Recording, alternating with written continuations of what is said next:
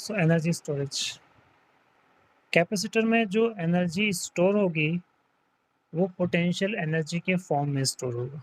जब हम charge store करते हैं तो हमें कुछ वर्क करना पड़ेगा और हमारा जो वर्क डन है वही आपका एनर्जी की फॉर्म में कैपेसिटर के अंदर स्टोर हो जाता है। सपोज एक कैपेसिटर, एक पैरेलल प्लेट कैपेसिटर, इस प्लेट को आप पॉजिटिव चार्जेस देंगे, इसको हम ग्राउंड से कनेक्ट करते हैं। प्रोसेस ये होता है कि इनिशियली कैपेसिटर अनचार्ज है, तो जब कैपेसिटर अनचार्ज है और इसको हम चार्ज देंगे तो सोर्स से कनेक्ट करेंगे, तो यहाँ से चार्ज फ्लो करना स्टार्ट करेगा।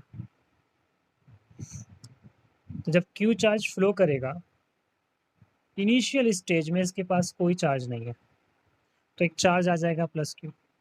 तो अगर इनिशियली इसके पास कोई चार्ज नहीं है तो QI 0 होगा, और चार्ज नहीं है तो पोटेंशियल की वैल्यू भी 0 होगी। चार्जिंग हमने स्टार्ट नहीं की तो टाइम भी 0 मान लेते हैं। ये तीन क्वांटिटी इसके पास होगी इनिशियली। अब हमारे पास चार्ज गया प्लस Q। अब अगर नेक्स्ट चार्ज हम सेंड करेंगे Q, तो ये चार्ज इसको अपोज करेगा।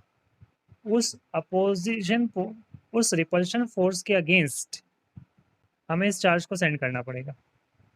धीरे धीरे इस पे सारा चार्ज चले जाएंगे। कितने चार्ज? जितनी इसकी कैपेसिटी है। सपोज इसकी कैपेसिटी या कैपेसिटर का कैपेसिटेंस C है, तो कैपेसिटेंस है C।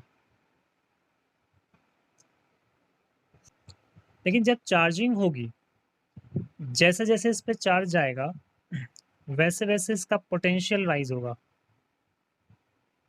पोटेंशियल डिफरेंस बढ़ेगा। तो जब हम इस पोटेंशियल के अगेंस्ट या इस चार्ज स्टोर के अगेंस्ट और चार्ज सेंड करेंगे तो हमें कुछ वर्क करना पड़ेगा, और वर्क डन का फॉर्मूला होता है W is equals to Q into V। यही वर्क डन जो है ये आपको सेव हो जाएगा in the form of energy. So हम इनिशियल स्टेज मान के चल रहे हैं कि इसके पास कोई चार्ज नहीं है। आफ्टर सम टाइम इसके पास कुछ चार्ज आ गए। सपोज चार्ज की वैल्यू हो गई Q, कुछ पोटेंशियल हो गया V, टाइम मान लीजिए T, कैपेसिटेंस सेम रहेगा, उसमें कोई चेंज नहीं आएगा। एट इन्फिनिट टाइम, यानी कि जब इसको कंप्लीटली चार्ज हो गया कैपेसिटर, हम तब की बात कर रहे हैं, तो फाइनल चार्ज इसके पास कैपिटल Q, और पोटेंशियल इसका राइज करके कैपिटल V, और टाइम हो गया इन्फिनिट। तो हमने चार्जिंग जो है वो स्टार्ट करी थी 0 से, और कहाँ तक ले गए हम? फुल जब वो चार्ज हो गया Q चार्ज तक। तो 0 से Q तक चार्ज करने में जो भी हमें वर्क करना पड़ा, that work will be save in the form of energy. तो we have to calculate the work done during the charging of capacitor from 0 to Q। कितना हमने वर्क किया। तो वर्क डन का जो फॉर्मूला होता है, सपोज इसके पास स्मॉल चार्ज है dq, स्मॉल चार्ज हम सेंड कर रहे हैं dq, स्मॉल चार्ज, तो वर्क डन जो होगा वो dw into V into D Q, work done की पोटेंशियल का फॉर्मूला। अब नेट वर्क डन हमने कितना किया? तो स्टार्टिंग की थी 0 से, और कहाँ तक हमने इसको चार्ज किया है? Q तक। तो टोटल वर्क डन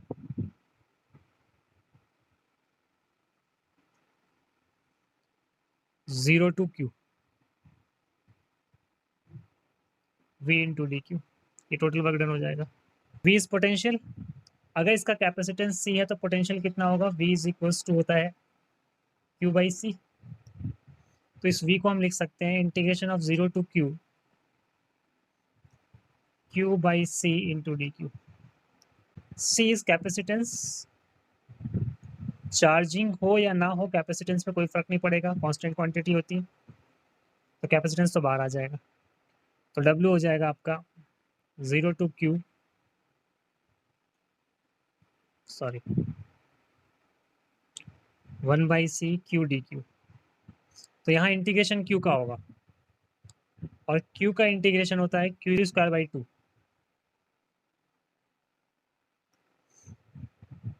ये नेट वर्क डन होगा। देन अपर लिमिट फिर लोअर लिमिट, तो W की वैल्यू आ जाएगी क्यू स्क्वायर बाई 2, यहाँ पे 1/c है, इंटू 1/c, तो W is equals to Q square by 2c। ये वर्क डन आ गया। ये वर्क डन किसने किया? जिसने चार्ज सेंड किया, एक्सटर्नल एजेंट। इतना वर्क डन हो गया। और ये होता है minus of W by electrostatic force, अगर याद हो पोटेंशियल का जो रिलेशन हमने पढ़ा था।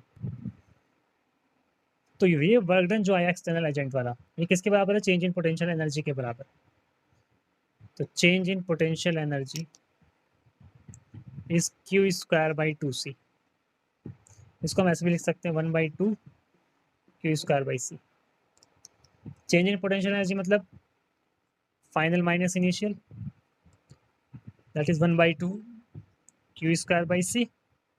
अब इनिशियली इस पर कोई चार्ज नहीं था तो इनिशियल एनर्जी 0, तो फाइनली एनर्जी कितनी आ गई? 1/2 Q square by C. This much energy will store in the form of electrostatic field inside the capacitor। अब यहाँ पर Q की वैल्यू को हम चेंज कर सकते हैं।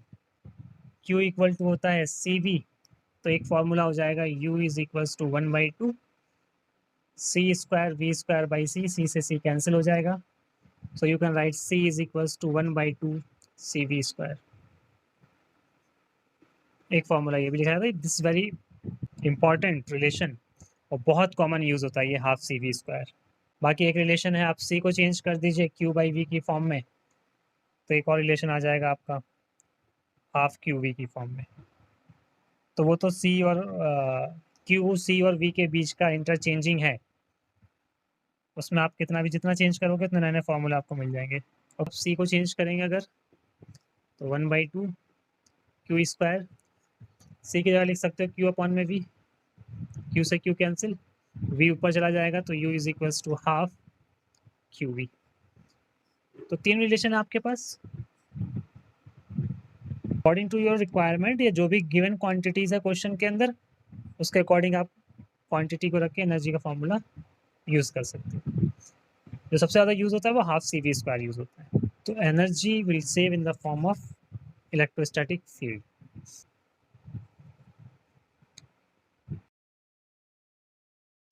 इसको हम प्रूफ भी कर देंगे बाद में आगे चल के।